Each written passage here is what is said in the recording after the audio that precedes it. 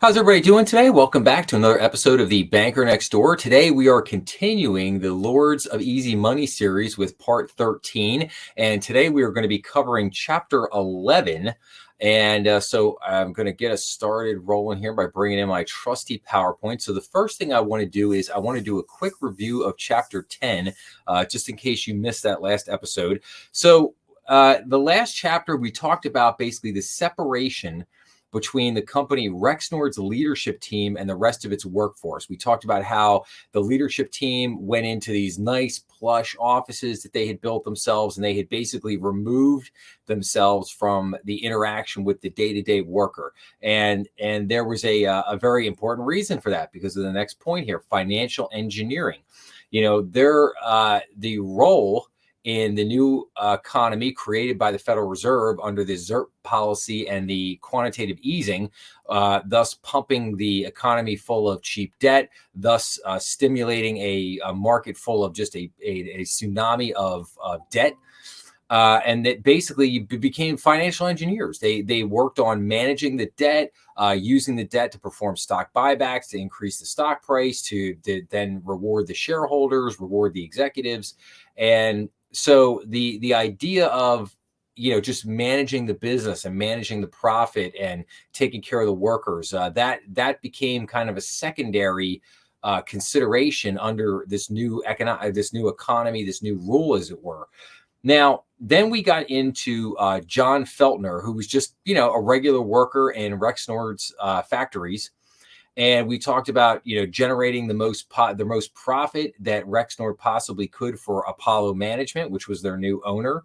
Then again, we get into the stock buybacks. We got into Rexnord's stock buyback. So two different things there. So we talked about what is a stock buyback. We talked about why would companies do them. We talked about why they had become kind of a normal thing in the overall stock market and economy, as it were, with a lot of companies. But then we also looked at, the stock buybacks that Rexnord had performed and their specific buybacks and how that affected the company and its employees. And then and to that point, going right in there with then we get into Feltner and the effects on the workers. And then, Rexnord goes to Mexico. They decided to close the Indianapolis plant, which John Feltner worked at, and move that plant to Mexico to try to save some money, because they now had to try to cut down and pay off some of that massive amount of debt that they had incurred and had put, on top of the company. And then at the end, we kind of wrap up we talk about the end game for Rexnord, and then we talked about, kind of what happened to John Feltner at the end. And then we concluded the chapter with basically what was Jeremy Powell's role in Rexnord's fall. And it's just very interesting to note that this whole thing kind of snowballed with the deal that Jeremy Powell did in selling Rexnord to Apollo, and how that had, basically made Jeremy Powell a very, very rich man and afforded him the ability to kind of exit stage right, go back to government, because he didn't need the paycheck anymore. And then ultimately how this played out. And then, you see all the problems that Rexnord ends up in a decade later. But Jeremy Powell's role in this whole thing has been, long forgotten. That was 10 years ago. That was old news. So that's where we ended up basically at chapter 10. And now today we're going to go into chapter 11, which is called the Honig Rule. And we're going to cover the years of 2012 through 2016. And we're picking up with Tom is now going, Tom has retired from the Federal Reserve, and it's been about, a year or so. And now Tom is heading back to Washington, D.C. So let's pick up here. So after Tom left the Federal Reserve, he was not rewarded with a relaxing retirement. Instead, he was invited to move from Kansas City to Washington, D.C. so he could take one of the most difficult and thankless jobs in that city. He would help run the government agency that tried to keep the financial system stable, even amid rising debt and risky investments. To make matters worse, he arrived in town with a highly detailed plan to break up the big banks. It started back when Tom was still president of the Kansas City Fed. He got a call from a U.S. Senate staffer who worked for Mitch McConnell, the Republican majority leader. The staffer asked Tom if he knew anyone who might be interested in becoming a commissioner for the Federal Deposit Insurance Corporation. Tom said, he would think about it. The staffer later called back and asked if maybe Tom himself might be interested. I said, well, there's a chance I might be interested, Tom recalled. During one of his regular trips to D.C., Tom stopped at the Capitol building for an official job interview with McConnell's staff. Tom said that, he would take the job, but wouldn't join a political party. So after decades of working at the Fed, Tom wanted to stay within the ranks of an independent agency to remain outside party politics. This worked for McConnell's staff, and Tom was nominated and approved by the Senate. The FDIC seemed like a perfect fit for Tom. The agency was created during the Great Depression with a sweeping mandate to regulate banks and protect the banking system. The agency is best known for ensuring the bank accounts of everyday people. If a bank fails, the FDIC will cover the losses of anyone who has money at that bank up to $250,000. The average U.S. family has about $40,000 in total savings in 2016. The agency also examined the bank's books to make sure they had enough money to meet their obligations. The agency played a central role in determining the shape and structure of America's banking system and therefore its entire social system. Tom took the job in part because there was urgent work to do regarding America's big banks, even years after the financial crisis had ended. One of the strange side effects of the global financial crisis was that it entrenched the power of the big banks that helped create it. The banks that were too big to fail in 2008 were now bigger and even less able to fail. The top banks controlled far more of the nation's assets than they had ever controlled before, and the federal government seemed intent on keeping things that way. This was something Tom had been talking about for years. The number of community banks in America was falling by the thousands, while the assets held by a small group of very large banks got larger. The industry was becoming more consolidated than any time in modern history. At exactly the same moment, the Fed was encouraging these banks to take on more risk. The risk was also spreading into the shadow banking system, where hedge funds and private equity firms were taking on bank-like functions of lending huge amounts of money. And keep that in mind, because we're going to be talking about that a lot more in the next couple chapters. Especially when we get into the repo market and everything, you're going to see how that really takes effect. So everybody knew where Tom stood on this issue, and he didn't surprise anyone when he arrived in Washington, D.C. in 2012. Almost immediately, he went on a speaking tour. He accepted gigs to speak at high-end banking and regulation seminars around the Capitol. Back in 2006, if you remember from the previous chapter, Tom had shocked a group of bankers into silence after he spoke at their gathering in Arizona. He seemed to be making a cottage industry of doing the same thing in Washington. His speeches for the FDIC followed a broad theme. He argued for the need to reshape the banking industry with an eye towards simplicity rather than complexity. When speaking to a crowd of bank regulators, Tom said they should tear up the very complicated rules they've been negotiating for years called the Basel III Accord. When he spoke to a group of bank lobbyists and journalists, he told them the banks should be broken up rather than regulated and monitored under the new Dodd-Frank Act, which was roughly 850 pages long. So now we're going to get into the Honig rule. So this approach was considered radical in the political environment of 2012, but Tom wasn't irrational to pursue it. He had been selected for his job by one of the most powerful Republicans in the country, and his selection had been approved by the sitting Democratic president, Barack Obama. During the entire process, Tom's views were well known and transparent. He didn't just advocate breaking up the big banks. He had written a detailed blueprint on how to do it when he was still president at the Kansas City Fed. When Tom arrived at the FDIC, he believed there was a real chance for reform. Tom was the number 2 official at the FDIC. The chairman, Martin Grudenberg, was a longtime Democratic staffer who seemed open to the idea of constraining the bigger banks. But very early on, the warning signs were evident. During Tom's confirmation hearing, a Republican senator named Bob Corker mentioned that Tom's nomination was already causing tension. Corker was supportive of Tom's appointment, but Corker said he had been getting phone calls from some of the larger institutions that were aware of Tom's earlier comments about too big to fail banks. Some of them are concerned, Corker said. Tom was called before the Senate hearing in May of 2012 to outline his plan to break up the big banks. Corker was nonetheless enthusiastic about the plan. He called it the Honig rule.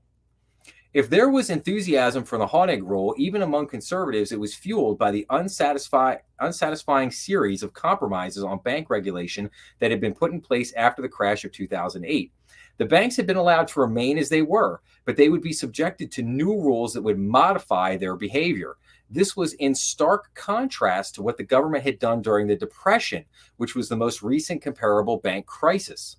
The Roosevelt administration and Congress had passed laws that redrew the shape of banks in a way that constrained their powers and the risks that they could pose. The Obama administration took a different approach. It is true that Congress passed bank reform laws and even created a new regulatory agency called the Consumer Financial Protection Bureau that had a real impact. I don't know about that. But rather than restructure the banking system, the government chose to create a hyper-dense web of new rules that would be layered over the big banks, allowing them to remain big, but subjecting them to scrutiny and micromanagement. It was the regime spelling out in the hundreds of pages of the Dodd-Frank law in the United States and the International Banking Agreement called the Basel III Accord. Tom argued that this was a losing game. He said that bank rules needed to be simple in their aims, easy to understand, and straightforward to enforce. He argued that the banks should be broken up again as they had been under the New Deal. Banks should once again be divided up by their function, with commercial banks handling insured customer deposits, while other banks did riskier things like trade derivative contracts. This division would help ensure that taxpayers were on the hook only to ensure deposits at commercial banks, which would still be covered by FDIC insurance, instead of extending that safety net to mega banks that held deposits and also engaged in riskier speculation. Once the banks were broken up, Tom believed they needed to live by simple rules that determined how much capital they should keep on hand in case of an emergency. The key idea behind the Honig rule was breaking the riskier parts of banking away from the economically vital parts, like making business loans, so that the riskier banks could fail without taking down the rest of the system if they made bad bets. The financial columnist Alan Sloan, who wrote for Fortune and the Washington Post, published a widely read column after Tom's Senate hearing that said that the Honig rule is exactly what Wall Street needed. It's so simple. It's brilliant, Sloan wrote. It's a smart separation of high risk from low risk activities. Okay. A lot to digest there. Let's take a break on that for a second. I just want to say that, so during the Great Depression, there was all kinds of what was it called? There was the Bank Act of 1933. There was another Bank Act of 1934, and this is what. And there you had Glass-Steagall, which was put in place, and this is what separated investment in commercial banks. And Glass-Steagall worked just fine for literally almost 70 years, just a roundabout. And it wasn't until 1999 when because of Citibank, they basically repealed the Glass-Steagall Act so that because they wanted to turn, they wanted to merge Citibank with Travelers. They wanted to turn that into the first mega conglomerate bank, which they successfully did.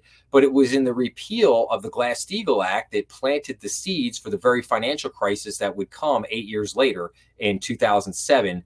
That would almost, completely topple the financial system. So I agree completely 100% with everything that Tom advocated here for, to do. But unfortunately, there was basically no political will, as we're going to see here in a minute, to accomplish any of this. Because it makes all the sense in the world. Why would you not want to break banking up into a fashion where you could separate the most risky parts from the more mundane, everyday kind of run-of-your-mill stuff? Take your deposit, make your loan, the derivatives contracts, the investment banking, the IPOs, like all all that stuff. That needed to be kept over here in the investment banking world where it had been under the Glass-Steagall Act. So that's my little sidebar on that. So, okay, now we're into pushing for support. So Tom kept pushing. So in September of 2012, he was invited to speak at the exclusive Executor Club in Washington, an event attended by bank lobbyists, bank regulators, and the financial press. A certain etiquette was usually recognized at events like this, and Tom respected it to a degree. His speech was laden with technical language and the bloodless prose of a good financial bureaucrat. But what he said was still shocking and rarely spoken on the high-end financial speaking circuit. He began by saying the financial reforms of 2009 and 2010 hadn't gone nearly far enough. The banking system was still a threat to the American economy and it needed to be broken up, even if most people thought the era of bank reform was behind them. But the need to reform banks went beyond the need for financial stability. Tom said the reform was a necessary thing to restore trust in the banking system. That trust can be reestablished and accountability can be put back into the system so that the banking industry can win without the rest of us losing, Tom said. Even during his speech to a banking crowd, Tom talked about the Honig rule in a way that was bigger than just financial regulation. He believed that the rule would stabilize banks, but he also argued that it would accomplish something beyond that. Restructuring the banking system was a crucial step toward repairing some of the deep scars that had been left behind from the crash of 2008. It would repair the kind of damage that Tom had seen firsthand when he was invited to talk to Tea Party groups in Kansas, or when he met his old war buddy, John McKeon, for lunch. The financial crisis had drained the reservoir of America's faith in their own financial and their own governing institutions. If that faith wasn't restored, the results could be wildly destabilizing. Kind of seeing that today, aren't we? How can we possibly convince Americans that the fiscal steps will be equitable when we bailed out the largest banks and yet they remain larger, more powerful, and insulated from the market's discipline? He asked during the talk at the Executor Club. There was bipartisan support for this view. Corker wasn't the only senator who expressed enthusiasm for Tom's ideas. Tom had lunch twice with Senator Elizabeth Warren of Massachusetts, a Democrat whose entire career was built on tougher regulation for Wall Street. Warren supported Tom's ideas vocally, as did the Democratic senator from Ohio, Sherrod Brown. Tom believed his plan was viable. When I showed up, I thought maybe I could convince people that it was an option, he said. His education to the contrary came quickly. So, yeah. So now let's talk about reality of Dodd-Frank. The reality of Dodd-Frank sets in here. So Tom made the rounds on Capitol Hill, visiting senators who could play an important role in pushing any bank reforms. After sitting down with one senator, Tom was on his way out of the office when he saw a prominent banking lobbyist walking in to meet the same senator right after him. I was coming out one door and I recognized him and he was going in the other door, Tom said. He wasn't surprised. He knew that bank lobbyists would be making the rounds as well. That's their right. I don't have an objection. I just kind of laughed at it. The bank lobbyists were numerous, persistent, and engaged on Capitol Hill. They had their own think tank called the Bank Policy Institute that churned out high-quality studies and white papers to promote the banker's point of view. This made it hard to break through. Tom visited the senators, and the senators smiled politely, and the bank lobbyist came in right behind him. He eventually realized that the Honig rule was a dead letter. It was never going to happen. The course had been chosen in 2010 when Congress passed Dodd-Frank, which had been a bitter political fight. Congress was tired of working on this issue, Tom recalled. I fully understand it. Dodd-Frank was a huge lift to get done, but they made a decision to go in that direction rather than to go the way of breaking up the banks. The very complexity of Dodd-Frank, while vexing for the banks, became helpful to the biggest institutions. Now, this is key. The law spawned about 400 new rules, and each rule became a small regulatory quagmire of battles as it passed through a long process to become finalized by agencies like the FDIC. This gave the banks numerous chances along the way to dispute every detail of the rules. One rule on the regulation of derivatives received 15,000 public comments. Some agencies were so overwhelmed that they missed deadlines to put the law into effect. By 2013, only about 1/3 of the law's rules had been implemented. The banking lobby didn't let up. It spent about $1.5 billion on registered lobbyists alone between 2010 and 2013, a figure that didn't include the money that went into public campaigns or think tank papers. The Dodd-Frank system tried to manage the risk inside big banks while allowing them to grow bigger. One of the key ways it did this was through something called a stress test, a procedure championed by Obama's Treasury Secretary, Timothy Geithner. The stress test required banks to pretend that they were facing a crisis and then to explain in writing why they would survive it. To pass a stress test, the banks had to prove that they had enough capital on hand let's take it where we got a sidebar here on this one. So to be specific, the banks had to have enough ownership capital funding, as the regulators called it, meaning capital that was provided by owners or shareholders, which is permanent to the bank and can be used to absorb losses. Loans don't count as this kind of capital because loans have to be paid back. Okay, so that's all a sidebar. Now we get back to it. So had to have enough capital on hand to cover losses during a hypothetical crisis. But this just opened a lot of debate over what counted as capital and even what counted as a crisis. It became a never-ending negotiation that hinged on speculative arguments about how well the value of an asset like a CLO might hold up under hypothetical market conditions. A second lesser-known procedure was something called a living will, which was essentially a document that the banks produced to prove that they could indeed fail without bringing the entire financial system down with them. They had to prove that they could die without a bailout. This also turned into a tedious negotiation, and Tom was in the middle of it. In 2013, the big banks submitted their living wills, which ran to thousands of pages, to both the FDIC and the Federal Reserve. Tom and others at the FDIC were not impressed. The banks were telling a story in their living wills, and it wasn't convincing. Tom argued that the banks needed to redo the documents with more detail, explaining precisely how they'd be able to close down without government bailouts. The regulators gave the banks more time to do this, and the process dragged out for years.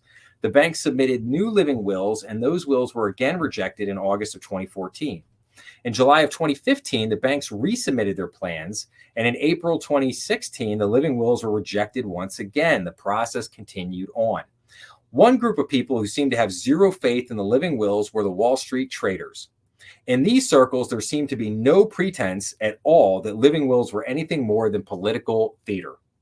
The Democratic chairman of the FDIC, Martin Gruenberg, launched a public campaign in 2012 to convince people that the FDIC would actually let the banks fail. Nobody seemed to believe him.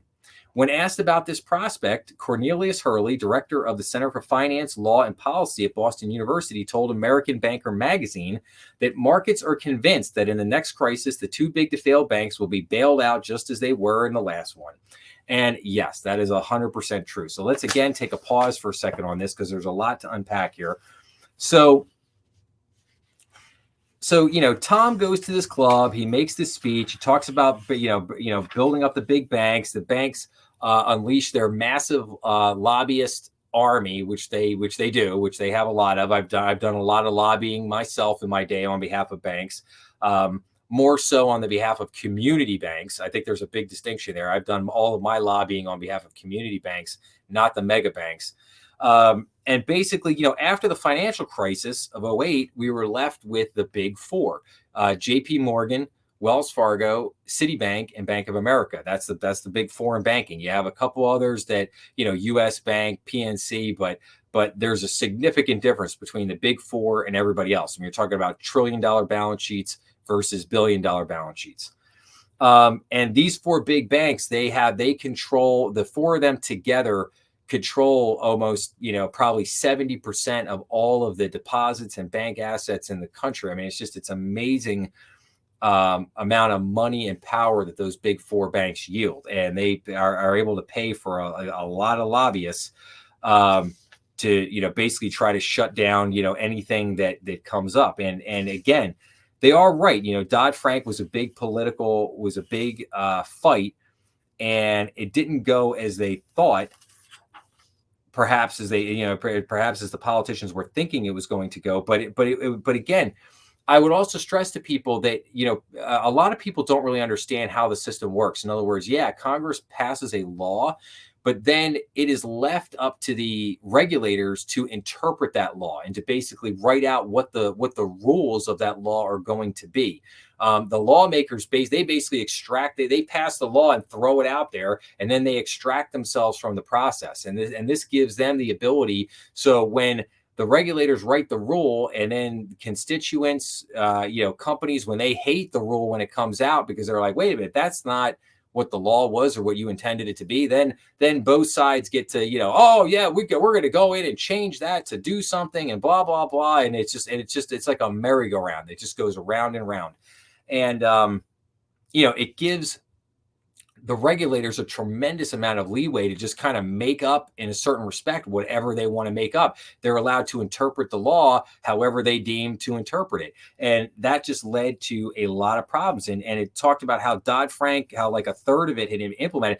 They're still trying to implement elements of Dodd-Frank today. This is a law that was passed 14 years ago, and they're still trying to put a bunch of elements from it that have never been put in place or never been finished. And then again, then they roll out the stress test and the living will. I think the living will to a certain extent has been kind of a joke. This stress test, we'll get a little bit more on that here in a minute, but let's get back in now. We're going to get back into Basel III Accord and the new capital rules. So there was a reason that the banks fought so hard for the living wills to be accepted. If the wills were rejected, the FDIC could require the banks to do something that they had resisted doing for years: put more capital aside to cover losses in a time of crisis. This was the issue that Tom began to focus on when he realized the banks were not going to be broken up. If the big banks were getting bigger, regulators could at least insist that they put aside enough money to withstand big losses in a downturn. The problem had supposedly been dealt with the passage of the Basel III Accord, the international agreement on bank regulations named after the city of Switzerland. Like Dodd-Frank, Basel III tried to use complexity as a way to make banks safer without breaking them up or restructuring them. Basel did this by creating an accounting system under which the banks could report how much hard capital they had on hand compared to the amount of assets on their books.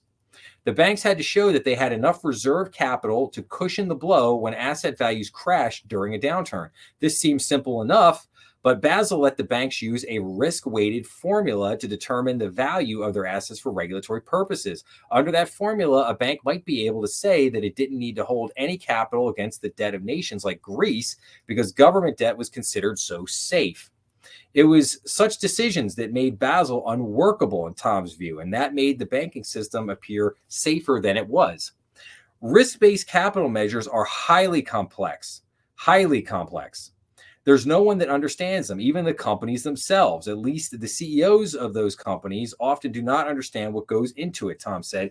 They give you a sense of safety that is not real. Tom tried to cut through Basel's complexity in a very public way. He created something called the Global Capital Index, which the FDIC started publishing regularly. The index was really just a glorified spreadsheet, but it told a shocking story. One row of numbers showed how much capital the banks had on hand under the Basel III standards. Usually, these numbers were reassuring. JP Morgan Chase, for example, reported in 2013 that its capital ratio under Basel III was an impressively fat 11.94%. But Tom's spreadsheet went on to show how much capital the banks had on hand under a more traditionally used measure called a leverage ratio, which didn't use Basel's risk weighting. Risk weighting. Under that standard, JP Morgan had only a 6.22% cushion. When you applied international accounting standards, things were even worse, with a mere 4.22% cushion. Tom used the Global Capital Index as a type of perpetual irritant, reminding everyone that the banks probably didn't have enough money on hand to face another major downturn. When Tom argued for tougher capital requirements, he was joined by influential allies like Sheila Blair, the former Republican chairwoman of the FDIC. Somewhat surprisingly, Tom and Blair ended up on the winning side of the argument. The United States created its own capital requirements that were more strict than those laid out by the Basel III Accord. And now we're going to get into Tom pushes for tangible capital. Still, by 2016, Tom believed the U.S. banking system was fragile and susceptible to crashes that would necessitate more bailouts. Tom believed that the banks needed a cushion of about 10% of their total assets. He used a metric for bank reserves called tangible capital, meaning hard capital that the bank could use to pay for losses. In 2007, before the banking crisis, banks had tangible capital worth about 3% of their total assets. By 2016, the tougher U.S. standards pushed that ratio up to about 5.5%, a meaningful increase that made U.S. banks safer than European banks, which enjoyed a looser standard under Basel. The reason Tom was still worried was that losses had surpassed 5% at many banks in the 2008 crash, and banks didn't need to lose all of their capital to need a bailout. If a bank lost just 3%, investors might question how much more the bank could lose before it failed. At that point, they might pull their money out, which would lead to a panic. Tom spent much of his time in debates over this issue, sending letters to senators and arguing that having more capital on hand didn't cripple a bank, as many argued, but made it stronger. These kinds of fights defined Tom's career as vice chairman of the FDIC. He argued that the banks needed to be limited in their reach, required to hold more capital, and less assured of a taxpayer-backed safety net. Tom was praised in various corners, from Senator Elizabeth Warren on the left to the Wall Street Journal editorial page on the right, but his views never gained much traction in Washington. As hard as Tom fought, he was still fighting a rearguard effort. As the FDIC worked to constrain the banks, the Federal Reserve was pushing in the opposite direction. So now we're going to move down here to the Fed pushing in the opposite direction. So between 2007 and 2017, 10-year period of time, the Fed's balance sheet nearly quintupled, meaning it printed about 5 times as many dollars during that period as it printed in the first 100 years of its existence. Let me say that again. The Fed's balance sheet nearly quintupled, meaning it printed about 5 times as many dollars during that period as it printed in the first 100 years of its existence. All those dollars were forced into a zero interest rate world where anybody was punished for saving money. It was impossible to trace the path of each QE dollar released in the flood of $3.5 trillion. The McKinsey Global Institute, for example, determined that the Fed's policies created a subsidy for corporate borrowers worth about $310 billion between 2007 and 2012 alone by pushing more money into corporate bonds. During the same period, households that tried to save money were penalized about $360 billion through lost earnings on interest rates. Pension funds and insurance companies lost about $270 billion during this time, and that was just the beginning of the ZIRP era. This money flowed out into the system, and it pushed all the major financial institutions to search for yield, the reach for yield. Many Wall Street traders saw clearly what was happening, and they developed a nickname for it, the everything bubble. The everything bubble, which we are still in today, the everything bubble. The Fed's policies created such an intense and broad-based search for yield that the risks were building up all over the place. So now we're going to get into here you can see here from our little chart here, the search for yield. And we're going to go through now each one of these things line by item so you could see how this money and this search for yield, this debt-fueled just tidal wave of money, how this fueled this reach for debt and how it literally affected every corner of our economy. So the search for yield pushed money into corporate debt and stocks. By the end of 2018, the U.S. market for CLOs was about $600 billion, double the level a decade earlier. Banks in the United States held about $110 billion. The banks believed that their investments were ultra safe because they bought only the safest tranches rated AAA. Have you heard this story before? The high demand kept corporate debt cheap so that more and more companies were induced to borrow. The demand for loans reduced the scrutiny that was applied to them. Oh, I think we've heard this one before, rating agencies. Fully 90% of all the new corporate loans extended in 2016 would fall short of their earnings target, according to a survey taken later by the rating agency Standard & Poor's. Companies had estimated that their debt would only equal about triple the amount of their profits before taxes and other costs. It ended up equaling about 6 times as much. Quantitative easing was designed and initiated with the specific goal of inflating stock market prices, and that plan worked. Oh, baby, did it work. The value of stocks rose steadily during the decade after 2010 in spite of weak overall economic growth. The broad-based wage stagnation and the host of international financial problems that the Fed cited as justification for its interventions. The value of the Dow Jones Industrial Average rose by 77% between 2010 and 2016. And now the search for yield pushed money into the oil industry. The money needed to find assets, and there was a gusher of assets pouring out of the ground and newly developed oil fields in Texas and North Dakota. The new oil drilling technology called hydraulic fracking or fracking opened a wild new frontier for the energy business. Money went flooding into fracking country in the form of cheap corporate debt. By one estimate, oil industry debt tripled between 2005 and 2015, rising to 200 billion. In 2017 alone, the fracking industry borrowed $60 billion. In a theme of this era, scrutiny and skepticism were in short supply. The frackers presented a case for their borrowing that was optimistic to the point of delusion.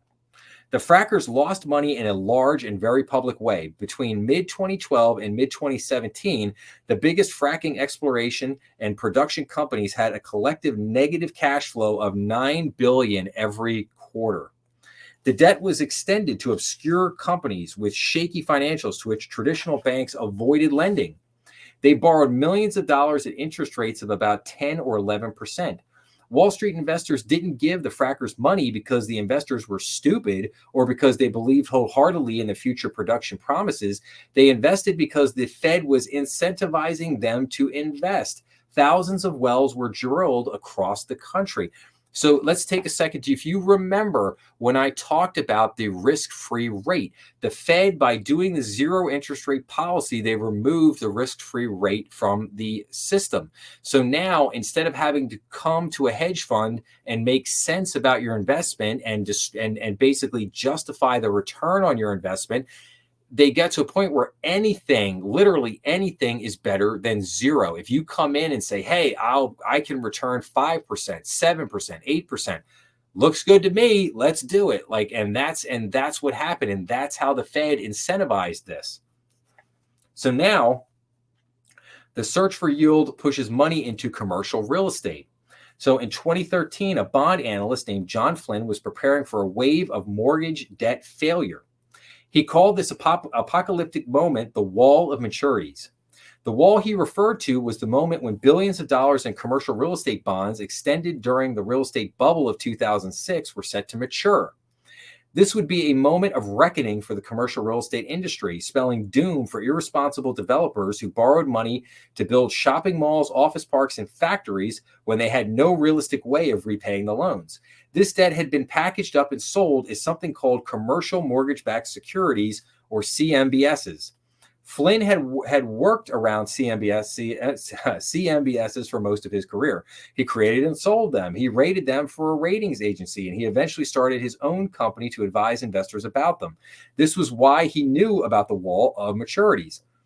Between 2005 and 2008, billions of dollars worth of CMBSs had been created with absolutely horrible underwriting standards. It was a lot like the home loan bubble, but it hadn't imploded yet. This would happen on a rolling basis between 2014 and 2016 as bonds came due and either had to be repaid or rolled over. Remember the roll. We talked about the continuous roll. But a strange thing happened. Nothing. And I can remember being in banking, like looking at this very vividly at that moment in 14, 15, and 16, looking at this wall of maturities going, oh my gosh, this is going to be a disaster. And like you said, then something happened. Nothing. There was no wall. There was no carnage. Only a tiny handful of CMBS bonds went belly up. Flynn was caught up short. I wasn't the only one in the market expecting this, right? No, he was absolutely not, Flynn recalled. I know shops that hired 40 people to handle the onslaught of maturity defaults, but it never happened. This nagged at Flynn. He knew that the underlying loans in the CMBS market were rotten, and not only were these loans not defaulting, lenders were packaging and selling new batches of CMBS bonds. Flynn went to his brother's cabin in Minnesota where he could do research unbothered. He downloaded the very dense CMBS prospectuses, which described the loans inside a CMBS. He read the very detailed financial information about the borrowers, including how many units were for lease in a given office building. All this detail added together measured the profitability of the underlying commercial real estate property. Then Flynn looked to a separate database that tracked actual cash flows for commercial properties going back years. He downloaded this data and compared it to the information inside the CMBS prospectus. These data sets were the opposite of user-friendly. That's why I took so much brain damage to get it, Flynn said. I was constantly cutting and pasting and inputting into new Excel sheets and combining that with the prospectus information.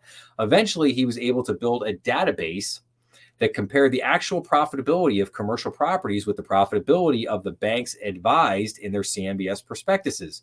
My jaw dropped, he said. The numbers were being inflated. Banks were reporting profits in their CMBS loans that were consistently higher than the profit figures Flynn obtained through the independent databases. The profit figures were inflated by as much as 30% or even 65%, depending on the CMBS bond. Flynn could think of no explanation for this inflation other than fraud. Flynn's findings were later supported by two researchers at the University of Texas who studied about 40,000 commercial real estate loans worth a total of $650 billion, originated between 2013 and 2019. The income figures on nearly a third of those loans were inflated by 5% or more. This meant that the properties didn't earn as much money as the lenders promised they did, even when the economy was doing well. If the economy ever stalled, these properties would be more vulnerable to the downturn. Roughly $76 billion in CMBS bonds was issued in 2018, and another $96.7 billion was issued in 2019. By 2020, the CMBS market was estimated to be worth about $1.4 trillion. If Flynn was right, then the banks were fraudulently boosting the income numbers buried inside the CMBS prospectuses. But the problem was bigger than the dishonest behavior of banks. The problem reflected the same thing that was happening with fracking bonds and corporate debt. Investors were desperate to find yield, so they didn't want to ask questions. And the investors were so desperate because the Fed was forcing them to be desperate. It's a self-perpetuating cycle where they lower the interest rate so you offer a minuscule yield on a secured note, and investors have to gobble it up. No matter the underlying details, they have to gobble it up, Flynn said. And in fact, they're incentivized not to look because they don't want to know what's under there. The search for yield now pushes money into the debt of developing nations. When the McKinsey Global Institute tried to track the flow of dollars created by quantitative easing, it discovered that billions of those dollars flowed to developing nations like Mexico, Poland, and Turkey. These countries were considered a bigger credit risk than the United States, so they had to pay higher interest rates to attract lenders. Even if the shopping malls remained, so they built a bunch of shopping malls and other commercial developments, and it goes on to say here basically that even if the shopping malls remained largely empty, they still got built. The borrowed money created jobs. The borrowing left nations like Turkey enormously vulnerable to any changes in the debt markets. When Ben Bernanke said in 2013 that the Fed might taper its quantitative easing program, the market adjusted immediately, and investors started to sell off riskier government debt. About $4.2 billion of Turkish bonds were sold in the following 3 months. About $2.4 billion fled Poland. When foreign investors dumped their bonds, it damaged these nations by causing the value of their currencies to decline. The value of currencies in Turkey, Brazil, Mexico, and Poland fell by about 4 or 5% during the taper tantrum of 2013. Currency values are affected by a lot of different factors, of course. Turkey and Brazil were already suffering some devaluation, but the link to the Fed's policy was unmistakable. When the Fed reversed course and said it would not taper after all, the value of currencies like the lira and the peso jumped by 2%. The demand for bonds in the developing world strengthened and the borrowing resumed. And now, finally, the world's central banks went further to push the search for yield, turning the very concept of yield upside down. Maybe the strangest creature that evolved during the era of ZIRP was the negative interest rate bond. The term negative interest rate would be oxymoronic. It means that an investor pays money to the borrower for the honor of lending to them. The experiment in offering negative rate debt began in Europe after the financial crisis. Virtually no debt in the world offered negative interest rates until about 2012. The first bonds with a penalty rate were presented as an emergency measure. Countries like Sweden entered the market gingerly with bonds that cost money to own each year. Sweden didn't charge much money at first. In 2015, the Swedish central bank, the Riksbank, dropped its interest rate to negative 0.1%. Other countries like Germany and Denmark did the same, as did the European Central Bank. The idea was that negative rates would have the same effect as quantitative easing. Instead of incentivizing investors to reach for risky yields, the central banks of Europe literally punished investors, financially speaking, who saved money. The negative bonds were supposed to have a quick effect and disappear. But then a very strange thing happened. Investors started lining up to buy these bonds. By 2016, they accounted for 29% of all global debt. About 7 trillion worth of bonds carried negative rates. I mean, that's insane. I can't $7 trillion worth of bonds with negative rates. The bond market is often considered to be the sober old sibling of stock markets. And in 2016, the sober older market was sending out flashing red warning lights indicating that things were not normal. Bond investors were so desperate to find a safe haven for their cash that they were willing to pay a fee to governments like those of Germany and Denmark to safeguard it.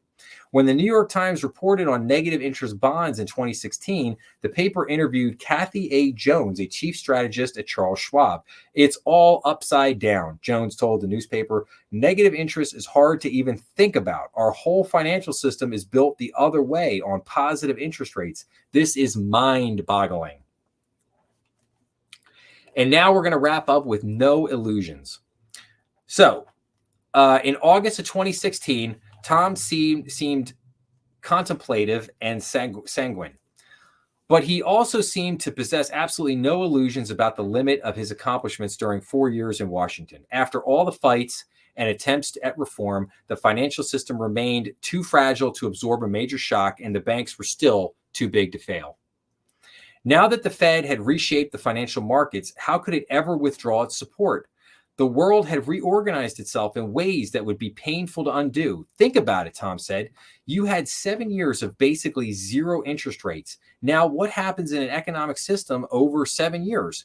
The entire market system develops a new equilibrium around a zero rate. An entire economic system around a zero rate, not only in the US, but globally. It's massive. Now think of the adjustment process to a new equilibrium at a higher rate. Do you think it's costless? Do you think that no one will suffer? Do you think there won't be winners and losers? No way. You have taken your economy and your economic system and you've moved it to an artificially low zero rate. You've had people make investments on that basis, people not making investments on that basis, people speculating in new activities, people speculating on derivatives around that. And now you're going to adjust it back? Well, good luck. It isn't going to be costless. And that's where the chapter ends. And I would say this, that right there is the very crux of the case. Like the Fed basically perverted the entire economic system to save it. And in the process, they created a monster. Like that's the whole thing. And we're living this. We are living this right now. When the Fed started increasing interest rates back to a normal level, we are seeing all this play out for us right now, today, in real time. Everything that Tom just said. Do you think it's costless? Do you think right now what we're experiencing is costless? Do you think that no one will suffer? Do you think people are suffering right now? Yeah, hell yeah. Do you think there won't be winners and losers? Yes, we've got winners and losers right now. You have taken your economy and your economic system and you moved it to an artificially low zero rate. You've had people making investments on that basis, people not making investments on that basis, people speculating in new activities, people speculating on derivatives around that. And now you're going to adjust it back? Well, good luck. It isn't going to be costless. I think those words are going to haunt us, and I think they're going to haunt us big time in the next couple of years. So, all right, everybody. Well, that was chapter 11. I hope everybody's enjoying this series. So my plan is I will come back. We're going to do the next installment, chapter 14, or I should say part 14, which will be on chapter 12. And then I'm going to do part 15, which is going to be that. Chapter 12 will be the end of part 2 of the book. And then I'm going to do a quicker, shorter episode just reviewing part 2 of the book, which is chapter 7 through 12. I'll review that. And then we'll move on to the final third part of the book, which is the last 4 chapters, 13, 14, 15, and 16. And then when we're all done, I'm going to do a final recap episode where I'm going to try to bring in a bunch of charts and graphs and basically explain the last 15 years and say, here's what's happened over the last 15 years. You can see everything that's happened. We're going to talk about the Fed balance sheet. We're going to talk about the repo market. We're going to talk about the national debt. We're going to talk about corporate debt. We're going to talk about all this stuff and in the final episode. So just kind of tee up, but I hope if you're enjoying this, please make sure to like, share, and subscribe. That really will help me with this series. That'll really help the podcast in general. And please make sure to check out some of my other episodes. If you're, like I said, if you're enjoying this series, please check out some of the other things that I'm working on the website. And please make sure to check out the main show of the channel, which is the weekly banking update. And I will be back again to see everybody real soon. Thanks a lot.